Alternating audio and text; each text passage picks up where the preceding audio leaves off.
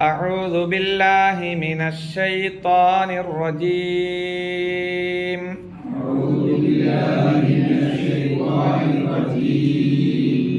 بسم الله الرحمن الرحيم.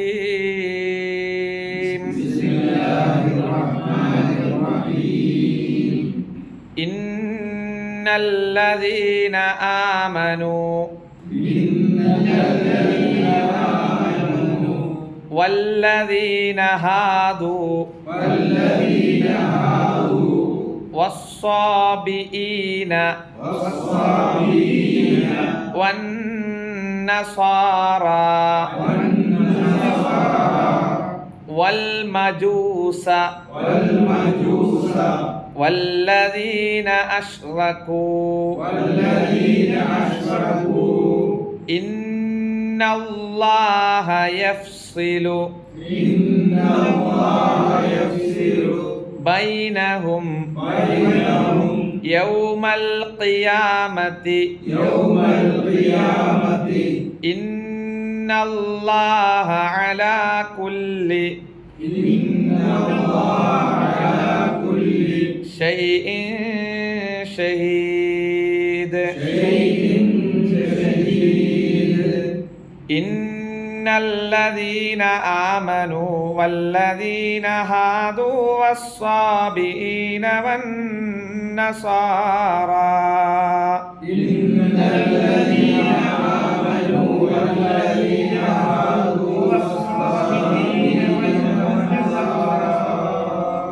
والنصارى والمجوس والذين أشركوا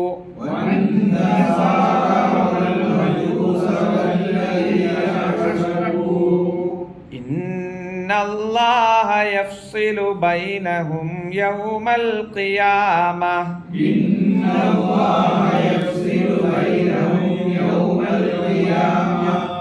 إن الله على كل شيء شهيد.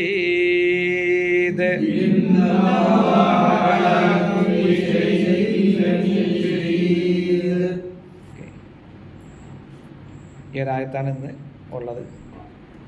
ഇതിലെ ഭൂരിഭാഗവും നമുക്ക് അർത്ഥം അറിയുന്ന പദങ്ങൾ തന്നെയാണ്. ഇന്നല്ലദീന ആമനു, സത്യവിശ്വാസികൾ. അല്ലദീന ആമനു, സത്യവിശ്വാസികൾ. അല്ലദീന ഹാദു, വല്ലദീന ഹാദു ആരാ? ജൂതന്മാർ, യഹൂദന്മാർ. വസ്സാബിഈന, സാബി മതക്കാർ. വന്നസാറ, നസാറാക്കൾ. വൽമജൂസ, അഗ്നി ആരാധകർ. വല്ലദീന അഷ്റകൂ, ബഹുദൈവ വിശ്വാസികൾ. മുശ്രിക്കുകൾ, ബഹുദൈവ വിശ്വാസികൾ. ഇന്നല്ലാഹ യഫ്സിലു ബൈനഹും, ഇന്നല്ലാഹ അല്ലാഹു, യഫ്സിലു ബൈനഹും, യഫ്സിലു തീർപ്പ് കൽപ്പിക്കും, തീരുമാനം എടുക്കും. ബൈനഹും അവർക്കിടയിൽ. യൗമൽ ഖിയാമ അന്ത്യനാൾ, ഖിയാമത്തിന്റെ ദിനം. യൗമുൻ ദിവസം. ഇന്നല്ലാഹ അല്ലാഹു, അലാ കുല്ലി എല്ലാത്തിന്റെ മേലും, ഷൈഉൻ കാര്യം, അലാ കുല്ലി ഷൈഇൻ എല്ലാ കാര്യത്തിന്റെ മേലും, ഷഹീദ് സാക്ഷിയാകുന്നു. ഷഹീദ് സാക്ഷ്യം വഹിക്കുന്നു, സാക്ഷ്യം വഹിക്കുന്നവനാണ്, സാക്ഷ്യം വഹിച്ചവൻ. അപ്പൊ സത്യവിശ്വാസികൾ ഒന്നാമത്തെ ഇന്നല്ലദീന ആമനു, സത്യവിശ്വാസികൾ. വല്ലദീന ഹാദു, യഹൂദർ. വസ്സാബിഈന, സാബിഈങ്ങൾ. നസാറാക്കള്, അഗ്നി ആരാധകര്, ബഹുദൈവ വിശ്വാസികൾ. ഇവർക്കിടയിൽ അള്ളാഹു എന്ത് ചെയ്യും? തീരുമാനമെടുക്കും. എപ്പം? അന്ത്യനാളിൽ. തീരുമാനമെടുക്കാൻ അള്ളാഹു എന്തുള്ളവനാണ്? കഴിവുള്ളവനാണ്. അതോടൊപ്പം ഇവരൊക്കെ ചെയ്യുന്നതിനെ സംബന്ധിച്ച് അള്ളാഹു എന്താണ്? സാക്ഷിയാണ്. പരലോകത്ത് വരുമ്പോൾ ഇപ്പം ഇവിടെ വെച്ച് പല ന്യായങ്ങളും പറഞ്ഞ് ഞങ്ങളാണ് സത്യത്തിൻ്റെ കക്ഷികൾ, ഞങ്ങളാണ് വിജയത്തിൻ്റെ കക്ഷികൾ, ഞങ്ങളെ സ്വർഗത്തിൽ പോവുകയുള്ളൂ എന്ന് പലതും വളച്ചൊടിച്ച് പറഞ്ഞ് അവരുടെ വാക്ചാരുത കൊണ്ട് പലതും അടിച്ചമർത്താൻ ശ്രമിക്കുന്നവരുണ്ട്, അല്ലെങ്കിൽ പല കുതന്ത്രങ്ങളും മനയുന്നവരുടൊക്കെ ഉണ്ട്. പക്ഷെ ഇവർക്കിടയിൽ എന്ത് ചെയ്യും? അള്ളാഹു തീരുമാനമെടുക്കും. ആർക്ക് മാത്രമേ രക്ഷപ്പെടാൻ കഴിയുള്ളൂ? ഒന്നാമത് പറഞ്ഞ കക്ഷികൾ, ഇന്നല്ലദീന ആമനു, സത്യവിശ്വാസികൾക്ക് മാത്രമേ എന്തുള്ളൂ? രക്ഷ ഉള്ളൂ. പ്രവാചകൻ സല്ലല്ലാഹു അലൈഹി വസല്ലം പഠിപ്പിച്ചതാണ്. ചില 5 മതങ്ങൾ ഇത് എണ്ണി പറഞ്ഞിട്ട് ഒന്നാമത്തത് മാത്രം അള്ളാഹുവിൻ്റെ കക്ഷിയും ബാക്കി 4-5 ഏതാണ്? പിശാചിൻ്റെ വിഭാഗക്കാരുമാണെന്ന് പ്രവാചകൻ സല്ലല്ലാഹു അലൈഹി വസല്ലം എണ്ണി പറഞ്ഞ് നമുക്ക് കാണാൻ കഴിയും. യഹൂദന്മാർ അല്ലേ, ഏത് പ്രവാചകന്റെ അനുയായികളാണ്? മൂസാ നബി അലൈഹി സ്വലാം. സാബിയങ്ങളോ? അവര് ഗോളങ്ങളെ, നക്ഷത്രങ്ങളെ ആരാധിച്ചിരുന്ന ഒരു വിഭാഗമാണ്. പ്രത്യേക സമുദായമായിട്ട് എന്ത് ചെയ്യാൻ പറ്റൂല, എണ്ണി പറയുന്ന തഫ്സീറുകളിൽ കാണുന്നില്ല. എന്നാൽ നൂഹ് നബി അലൈഹി സ്വലാത്തു വസ്സലാമിയുടെ കാലശേഷം ഉണ്ടായ ഇതിൽ നിന്ന് തെറ്റിപ്പോ അവർക്ക് അള്ളാഹുലേക്ക് വിശ്വാസം ഉണ്ടായിരുന്നു. പൂർണ്ണമായിട്ട് ശിർക്ക് ഏത് നിഷേധികളൊന്നുമല്ല. എന്നാൽ ഇത്തരം ഗോളങ്ങളെയും നക്ഷത്രങ്ങളെയും ഒക്കെ ആരാധിച്ചിരുന്ന ഒരു വിഭാഗമാണ് എന്ന വിശദീകരണം തഫ്സീറുകൾ കാണാം. മറ്റൊന്ന്, യഹ്യ നബിയുടെ പാത അവർ പിന്തുടർന്നിരുന്നു എന്ന് നമുക്ക് കാണാം. പിന്നെ ഇവരുടെ വിശ്വാസങ്ങളിലൊന്ന് നമുക്ക് കാണാൻ പറ്റുന്നത്, നന്മ ചെയ്ത എല്ലാവരും എവിടെയാണ്? സ്വർഗത്തിലാണെന്നൊരു വിശ്വാസമായിരുന്നു അവർക്കുണ്ടായിരുന്നത്. ആദർശമൊന്നും പ്രശ്നമല്ല, നല്ല കാര്യങ്ങളൊക്കെ ചെയ്തവരൊക്കെ എവിടെയാണ്? സ്വർഗത്തിലാണ് എന്ന ഒരു വിശ്വാസം അവർക്കുണ്ടായിരുന്നു എന്ന് തഫ്സീറിൽ കാണാം. വിശുദ്ധ ഖുർആൻ 3 സ്ഥലങ്ങളിലാണ് സാബിയങ്ങളെ പറ്റി എടുത്തു പറയുന്നത്. ബഖറയിൽ 62-ലും മാഇദയിലെ 69-ഉം പിന്നെ ഇതിലെ 17-ാമത്തെ വചനത്തിൽ 3 സ്ഥലങ്ങളിലാണ് സാബിയങ്ങളെ പറ്റി എടുത്തു പറയുന്നത്. ഈ അവർക്ക് പ്രത്യേക മതമില്ല, എന്നാൽ ജൂതന്മാരിൽ നിന്നും നസാറാക്കളിൽ നിന്നും കുറച്ച് കാര്യങ്ങൾ എന്ത് ചെയ്തിട്ടുണ്ട്? എടുത്തിട്ടുണ്ട്. ചില കാര്യങ്ങൾ എന്ത് ചെയ്തു? അവരെടുത്തിട്ടുണ്ട്. എന്നാൽ ജൂതരാന്ന് പറയാൻ പറ്റുമോ? പറ്റുമോ? നസാറാന്ന് പറയാൻ പറ്റുമോ? അതും പറ്റൂല. അതിനിടയിലുണ്ടായിരുന്ന ഒരു തരം ആളുകൾ പ്രവാചകൻ സല്ലല്ലാഹു അലൈഹി വസല്ലമയുടെ കാലഘട്ടത്തിലും അത്തരം ചിന്താഗതികൾ ഉള്ളവർ ഉണ്ടായിരുന്നു എന്ന് മുഫസ്സിറുകൾ രേഖപ്പെടുത്തുന്നത് നമുക്ക് കാണാം. അപ്പോൾ പ്രത്യേക ഒരു ആദർശമില്ല, ഞങ്ങൾ അല്ലാഹുവിൽ വിശ്വസിക്കുന്നുണ്ട്, എന്നാ എന്ത് ചെയ്യും?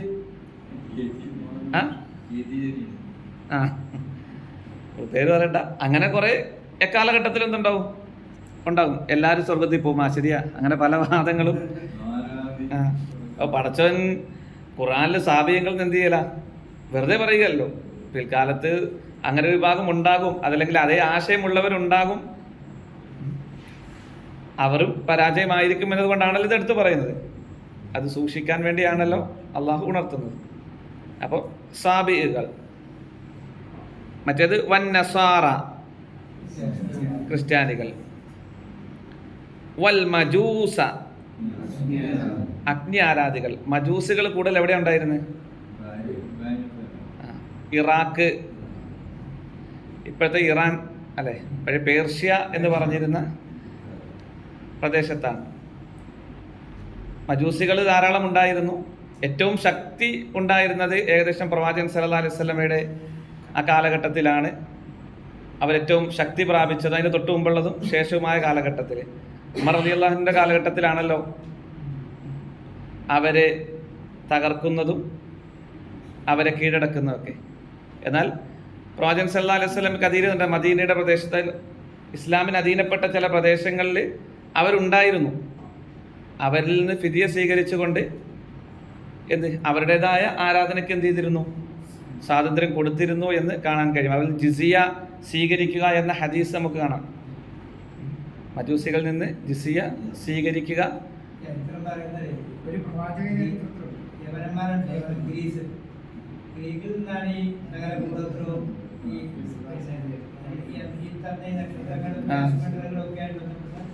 വിശ്വാസങ്ങള് ഒക്കെ യവന തത്വശാസ്ത്രം ശാസ്ത്രം തന്നെ ചരിത്രത്തിൽ പഠിക്കാം. ഇതെല്ലാം ഒരുപക്ഷെ ഈ സ്വാമികളെന്ന് പറയുന്നത് അവരുമായിട്ട് കുറച്ചുകൂടി യോജിച്ചു വരാൻ വരുന്നുണ്ട്. ഈ പറഞ്ഞ എല്ലാവരുടെയും അവിടുന്നാണ് കൂടോത്രവും രാജമണ്ഡലവും ഈ നേഴ്സും മറ്റേതെല്ലാം തുടങ്ങി ഗ്രീസുകാർ ഗ്രീക്കുകാർ അവരൊരു മനോഭാവം അല്ലായിരുന്നു.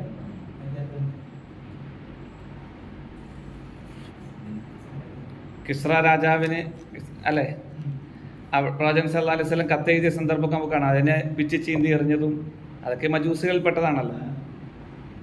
ഉമർലാന്റെ കാലഘട്ടത്തിലാണ് ഖാദിസിയ യുദ്ധം സഅദ് ബിൻ അബി വഖാസിന്റെ നേതൃത്വത്തിൽ ഹിജ്റ 16 അല്ലേ മദിയനൊക്കെ കീഴടക്കുന്നത്. ആ സന്ദർഭത്തിലാണ് ഹിജ്റ 21 പൂർണ്ണമായി എന്ത് ചെയ്യുന്നത്, അവർ കീഴൊതുങ്ങുന്നത്. ഇസ്ലാം അവരെ കീഴ്പ്പെടുത്തുകയാണ്. അപ്പോൾ ആ വിശ്വാസമുള്ളവരെന്തുണ്ട് ഇക്കാലഘട്ടത്തിലുണ്ട്, ദീപം തെളിയിച്ചും. അതേപോലെ അപ്പോൾ ചില പ്രോഗ്രാമുകളൊക്കെ ആയിട്ട് ബന്ധപ്പെട്ട് ഇങ്ങനെ നിർദ്ദേശങ്ങളൊക്കെ ചിലയിടത്ത് നമുക്ക് വരാറുണ്ട്. ഏത് സ്കൂളുകളിൽ നിന്ന്, നമ്മുടെ സ്കൂളിലല്ല, അല്ലാതെ പൊതുവേ അത്തരം വിശ്വാസത്തിൻ്റെ വേരുകളിലേക്ക് മുട്ടുന്നത് പലപ്പോഴും അറിഞ്ഞോ അറിയാതെയോ വിശ്വാസികൾക്കിടയിലേക്കും കടന്നു വരുന്നുണ്ട്. പിന്നെ അവിടെ ചില പണ്ഡിതാഭിപ്രായങ്ങളുള്ളത് ഏതെങ്കിലും ഒരു ആചാരവുമായി ബന്ധപ്പെട്ട് ആണെങ്കിൽ പാടില്ല എന്നും, ഒരു മതത്തിൻ്റെ ആഘോഷങ്ങളുമായി ബന്ധപ്പെട്ടതല്ല എങ്കിൽ ഏത് പൂർണ്ണമായി ഒഴിവാക്കേണ്ടതില്ല. അങ്ങനെ പല എങ്കിലും നമ്മൾക്ക് എപ്പോഴും സുരക്ഷിതം എന്താ, മറ്റുള്ളതുമായി ചേർന്ന് നിൽക്കുന്നതിനെ ഒഴിവാക്കി സൂക്ഷ്മത പുലർത്തുക എന്നതാണ് ഏറ്റവും നല്ലത്. അപ്പം ഇത്തരക്കാർക്കിടയിൽ പരലോകത്ത് അല്ലാഹു സുബ്ഹാനഹു വ തആല എന്ത് ചെയ്യും, തീരുമാനമെടുക്കും. അപ്പോൾ പല ചിന്താഗതിക്കാർ എക്കാലവും കടന്നു വരും. അവരുടെ വാക്ക് സാമർഥ്യം കൊണ്ട് എന്ത് ചെയ്യും, പലതും അങ്ങോട്ട് ഇങ്ങനെ പറഞ്ഞു വരുമ്പം അതറിയാത്ത ആളുകൾ എന്ത് ചെയ്യും, ഭയങ്കര സംഭവമാണെന്ന് തോന്നിയേക്കും. പക്ഷേ അതിൻ്റെ ബാക്കി എന്ത് ചെയ്യും, അള്ളാഹു പിടിച്ചു കുലുക്കുകയും ചെയ്യും. ഇപ്പം കുറച്ചു കാലം മുമ്പ് നമ്മളിപ്പോൾ സോഷ്യൽ മീഡിയയിലൊക്കെ കാണുന്നില്ലേ, ഇസ്ലാമിനെതിരെ ഉറഞ്ഞു തുള്ളി വലിയ സംഭവമായി നിന്നിരുന്ന പഴയൊരു സുലൈമാൻ അല്ലേ, അത് അടിസ്ഥാനമുള്ള ഒരാൾക്ക് അത് കേട്ടാൽ മനസ്സിലാവും പറയുന്ന പൊട്ടത്തെറ്റാ. പക്ഷെ ഇതൊന്നും അറിയാത്ത ആളുകൾക്കിടയിലോ വലിയ സംഭവമായിട്ടായിരിക്കും തോന്നുക. അതേ രൂപത്തിൽ ചിലത് നടത്തുന്ന ആളുകൾ എക്കാലഘട്ടത്തിലുണ്ടാവും. പക്ഷേ അള്ളാഹു എന്ത് ചെയ്യും, അവസാനം ഒരു പിടുത്തം പിടിക്കും അല്ലേ. അവർക്ക് ഇപ്പം നമ്മൾ മുമ്പ് പഠിച്ചല്ലോ ഒരായത്, ലഹു ഫിദ്ദുൻയാ ഖിസിയുൻ താനി യഅ്തു ഫിഹി, അഹങ്കാരത്തോടു കൂടി ഇതിൽ നിന്ന് മുഖം തിരിച്ച് കളയുന്നവരായാൽ, ഇതിനെ പരിഹസിക്കുന്ന ആളുകൾ, യുദില്ലാൻ സബീലില്ല, അള്ളാഹുവിൻ്റെ മാർഗത്തിൽ നിന്ന് ജനങ്ങളെ പിഴവിലാക്കാൻ വേണ്ടി ശ്രമിക്കുന്ന ആളുകൾ, ലഹു ഫിദ്ദുൻയാ ഖിസിയുൻ, ദുനിയാവിൽ അവർക്ക് എന്തുണ്ട്, നിന്ദ്യതയുണ്ട്. വനുദീഖു യൗമൽ ഖിയാമത്തി അദാബൽ ഹരീഖ്, 9-ാമത്തെ ആയത്തിൽ അതാണ് പഠിപ്പിക്കുന്നത്. അപ്പം അത്തരം ആളുകൾ ഉറഞ്ഞു തുള്ളുമ്പം നമ്മളെന്ത് ചെയ്യണ്ട, അവരെ തെറി വിളിക്കാൻ പോകണ്ട, നമ്മൾ ആദർശപരമായി എന്ത് ചെയ്യാം. അങ്ങനെ പല ഐറ്റം ഉണ്ട്, അങ്ങനെ പല ഐറ്റങ്ങളും എന്ത് ചെയ്യും എക്കാലഘട്ടത്തിലും, അത് എക്കാലഘട്ടത്തിലും കടന്നു വരും ഈ ചിന്താഗതിയുള്ള ആളുകൾ. അതാണ് ഹിദായത്ത്. എന്താണ്, അള്ളാഹുൽ തന്നെ നമുക്ക് കിട്ടണം. അന്നല്ലാഹ യഹ്ദി മൻ യുരീദ്, അള്ളാഹു ഉദ്ദേശിക്കുന്നവരെന്ത് ചെയ്യും, ഹിദായത്തിലാക്കും. ആ ഹിദായത്ത് കിട്ടാൻ നമ്മൾ ശ്രമിക്കണം. നമ്മളോട് ചോദിക്കാൻ പറഞ്ഞു അല്ലേ, റബ്ബന ഹബ് ലനാ മിന അല്ല ഏതായിരുന്നു, റബ്ബന ലാ തുസിഅ ഖുലൂബന ബഅദ ഇദ് ഹദൈതന വഹബ് ലനാ മിൻ ലദുൻക റഹ്മ ഇന്നക അൻതൽ വഹാബ്. റബ്ബേ, ഹിദായത്തിലാക്കിയതിനു ശേഷം എന്നെ നീ തെറ്റിച്ച് കളയരുതേ എന്ന് നമ്മൾ പ്രാർത്ഥിക്കണം. അല്ലാഹുമ്മ യാ മുഖല്ലിബൽ ഖുലൂബ് സബ്ബിത് ഖുലൂബന സബ്ബിത് ഖൽബി അലാ ദീനിക്, നമ്മൾ പ്രാർത്ഥിക്കണം. ആ പ്രാർത്ഥനകൾ നിസ്സാരമായി കാണേണ്ട ഒന്നല്ല. അപ്പം അള്ളാഹു ഖിയാമത്തിൽ ഇവർക്കിടയിൽ തീരുമാനമെടുക്കും. ആരൊക്കെ എന്തൊക്കെ ബാധിച്ച് നടന്നാലും, ഏതൊക്കെ രൂപത്തിൽ എന്തൊക്കെ അവതരിപ്പിച്ച് നടന്നാലും വിജയം കിട്ടുക ആർക്ക് മാത്രമാണ്, സത്യവിശ്വാസികൾക്ക് മാത്രമാണ്. അള്ളാഹുവിന് സുജൂദ് ചെയ്യുന്ന, അവനെ മാത്രം ആരാധിക്കുന്ന, അവൻ്റെ മുന്നിൽ സകലതും കീഴ്വണക്കത്തോടുകൂടി സമർപ്പിക്കുന്ന, പൂർണ്ണമായി അവൻ്റെ നിയമനിർദ്ദേശങ്ങൾക്ക് അനുസരിച്ച് ജീവിക്കുന്ന ആളുകൾക്ക് അവർക്കുള്ളതാണ് സ്വർഗം. അപ്പം ഏത് മേഖലയും നമുക്കത് പ്രതിഫലാർഹമാക്കി തീർക്കണം. അപ്പം നമ്മൾ മുവഹിദാകുക എന്ന് പറഞ്ഞാൽ ഏതിൽ മാത്രമല്ല, എല്ലാത്തിലും നമ്മൾ എന്ത് ചെയ്യണം? മുവഹിദുകളാകണം. കറകളഞ്ഞ സ്വഭാവത്തിൻ്റെ, കറകളഞ്ഞ വിശ്വാസത്തിൻ്റെ ഉടമയായി നമ്മൾ മാറണം. നമ്മൾ തൗഹീദ് പഠിക്കുമ്പം അള്ളാഹുവിൻ്റെ അസ്മാ സിഫാത്ത് പഠിക്കുന്നുണ്ടല്ലോ അല്ലേ? അവൻ റഹ്മാനാണെന്ന് പറയുമ്പോൾ അള്ളാഹുവിൻ്റെ കാരുണ്യത്തിൽ അടിയുറച്ച് വിശ്വാസം ഉണ്ടാകണം. അവൻ ഖാദിറാണെന്ന് പറയുമ്പോൾ അള്ളാഹുവിൻ്റെ കഴിവിൽ വിശ്വാസം ഉണ്ടാകണം. അവൻ എല്ലാം അറിയുന്നവനാണെന്ന് പറയുമ്പം നമ്മുടെ എല്ലാ മേഖലയിലും എന്തുണ്ടാകണം? അതനുസരിച്ച് മാറ്റം ഉണ്ടാകണം. അവനെ മറച്ചു വെച്ച് നമുക്ക് ഒരു മേഖലയിൽ ഒന്നും ചെയ്യാൻ കഴിയുകയില്ല എന്ന ചിന്ത നമ്മുടെ മനസ്സിലേക്ക് വരണം. അപ്പോഴാണ് യഥാർത്ഥത്തിൽ നമ്മൾ ഓരോ അള്ളാഹുവിൻ്റെ നാമങ്ങളെയും അംഗീകരിക്കുന്ന നിലയിലേക്ക് നമ്മൾ എത്തുന്നത്. കൂടുതൽ ശ്രദ്ധിക്കുക, പഠിക്കുക. അള്ളാഹു തൗഫീഖ് ചെയ്യട്ടെ.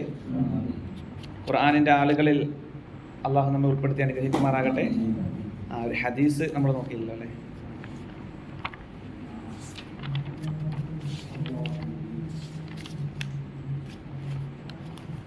പ്രാർത്ഥന അത് 3 പഠിച്ചതിന് ശേഷം അടുത്ത ഇൻഷാ അല്ലാഹ് നോക്കാം. അടുത്ത ക്ലാസ്സിൽ പുതിയ പ്രാർത്ഥന എടുക്കാം.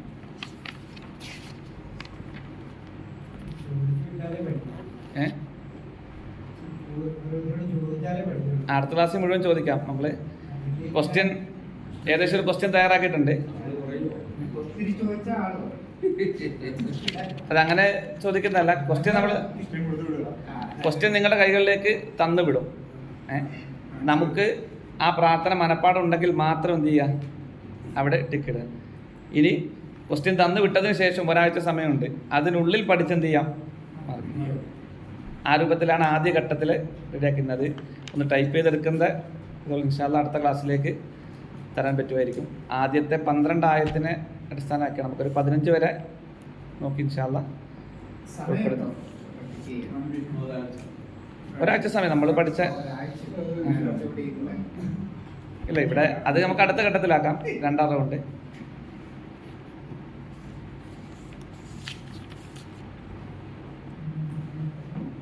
നാലാമത്തെ ഹദീസ് നമ്മൾ എടുത്താണ്. ഇത്തഖില്ലാഹ ഹൈസുമാ കുൻത ആണ്.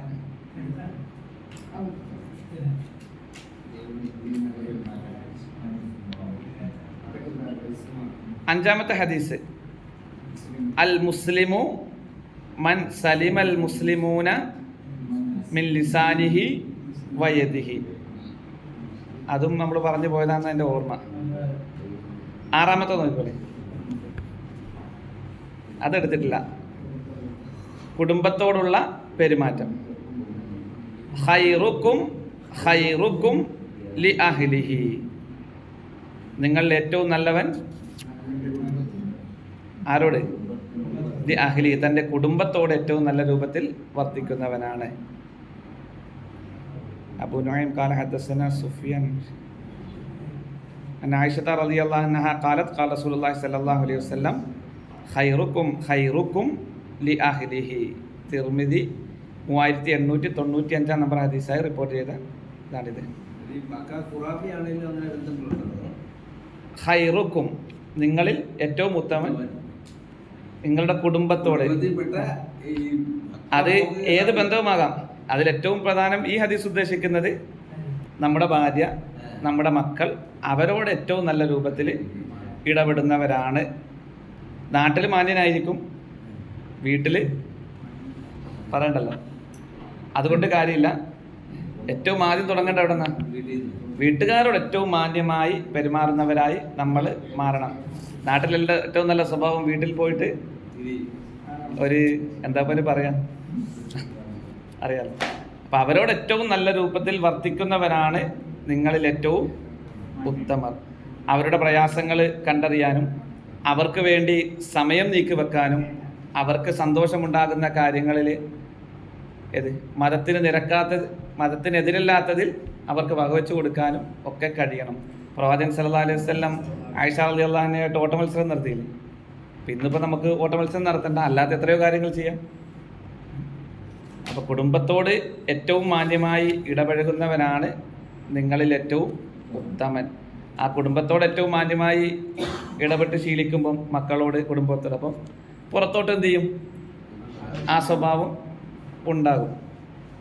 വീട്ടിൽ സമാധാനം കൊടുക്കുന്നവരായി നമ്മൾ മാറണം എന്നതാണ് പ്രവാചകൻ സല്ലല്ലാഹു അലൈഹി വസല്ലം ഉണർത്തുന്നത്. പിന്നെ ഇവിടെ ചോദിച്ചത് വിശ്വാസികളാണെങ്കിലും അവിശ്വാസികളാണെങ്കിലും കുടുംബ ബന്ധം എന്ത് ചെയ്യണം? ചേർക്കണം. മാതാപിതാക്കളുടെ വിഷയത്തിൽ പറയുന്നുണ്ടല്ലോ, വൈൻ ജാഹദാക അലാ അൻ തുശ്രിക ബി മാ ലൈസ ലക ബിഹി ഇൽം ഫലാ തുതിഉഹുമാ വസാഹിബുഹുമാ ഫിദ്ദുനിയാ മഅറൂഫ. അവര് ബഹുദൈവാരാധകരാണെങ്കിൽ ആ വിഷയത്തിൽ എന്ത് ചെയ്യരുത്? നമ്മൾ അനുസരിക്കരുത്. എന്നാൽ അവിടെ പ്രത്യേകം എടുത്ത് പറയുന്നു ഫിദ്ദുനിയാ മഅറൂഫ വസാഹിബുഹുമാ ഫിദ്ദുനിയാ. ദുനിയാവിൻ്റെ വിഷയത്തിൽ ഭൗതികരമായ കാര്യങ്ങളോ സൗകര്യങ്ങളോ ചെയ്തു കൊടുക്കുന്നതിൽ, ബന്ധം സ്ഥാപിക്കുന്നതിൽ ഒരിക്കലും അവരുടെ വിശ്വാസം എന്ത് ചെയ്യാൻ പാടില്ല? തടസ്സമാകാൻ പാടില്ല എന്നതാണ്. അപ്പോൾ കുടുംബ ബന്ധം ഏറ്റവും ശക്തമായി തന്നെ ചേർത്ത് പിടിക്കണം. കുറവുകൾ എല്ലാവരിലും ഉണ്ടാകും. ബന്ധങ്ങളുമായി ബന്ധപ്പെട്ട് കുറേ 4-5 ക്ലാസ്സുകൾ നമുക്ക് കഴിഞ്ഞതാണ്. കൂടുതൽ പഠിക്കുക. അള്ളാഹു തൗഫീഖ് ചെയ്യട്ടെ. ഖുർആൻ്റെ ആളുകളിൽ അള്ളാഹു നമ്മേവരെയും ഉൾപ്പെടുത്തി അനുഗ്രഹിക്കുമാറാകട്ടെ. ഖുർആൻ പഠനത്തിന് വേണ്ടിയുള്ള ഈ ഇരുത്തത്തിന് വലിയ പ്രതിഫലമാണ് അള്ളാഹു നിശ്ചയിച്ചിട്ടുള്ളത്. അതേറ്റവും പൂർണ്ണമായി ലഭിക്കുന്ന വിജയികളിൽ റബ്ബ് നമ്മേവരെയും ഉൾപ്പെടുത്തി അനുഗ്രഹിക്കുമാറാകട്ടെ. ഖുർആൻ പഠന വിഷയത്തിൽ കൂടുതൽ ശ്രദ്ധയും താല്പര്യവും കാണിക്കാനുള്ള തൗഫീഖ് റബ്ബ് നമുക്ക് ഏവർക്കും നൽകി അനുഗ്രഹിക്കുമാറാകട്ടെ. നമുക്ക് വേണ്ടി ശുപാർശ ചെയ്യുന്ന നിലയിൽ ഈ ഖുർആനുമായി ബന്ധം സ്ഥാപിക്കാനുള്ള താല്പര്യവും തൗഫീഖും റബ്ബ് നമുക്ക് ഏവർക്കും നൽകി അനുഗ്രഹിക്കുമാറാകട്ടെ. നമ്മിൽ നിന്ന് മരണപ്പെട്ടു പോയിട്ടുള്ള നമ്മുടെ മാതാപിതാക്കൾ, നമ്മുടെ ബന്ധുമിത്രാദികൾ, നമ്മുടെ ആദർശ ബന്ധുക്കൾ, സുഹൃത്തുക്കൾ, അള്ളാഹു അവർക്കും നമുക്കും സ്വർഗം നൽകി അനുഗ്രഹിക്കുമാറാകട്ടെ. നമ്മിൽ നിന്ന് രോഗം കൊണ്ടും കടം കൊണ്ടും ഒക്കെ പ്രയാസത്തിൽ കഴിയുന്ന ഒരുപാട് ആളുകളുണ്ട്. മറ്റു പല കാരണങ്ങൾ കൊണ്ടൊക്കെ വിഷമങ്ങൾ അനുഭവിക്കുന്ന ഒരുപാട് ആളുകളുണ്ട്. അള്ളാഹു നമുക്കെല്ലാവർക്കും ആശ്വാസം നൽകി അനുഗ്രഹിക്കുമാറാകട്ടെ. റബ്ബന തഖബ്ബൽ മിന്നാ ഇന്നക അൻതസ് സമീഉൽ അലീം വതുബ് അലൈനാ ഇന്നക അൻതത് തവ്വാബുർ റഹീം. സുബ്ഹാനക അല്ലാഹുമ്മ ബിഹംദിക അഷ്ഹദു അൻ ലാ ഇലാഹ ഇല്ലാ അൻത അസ്തഗ്ഫിറുക വ അത്തൂബു ഇലൈക്.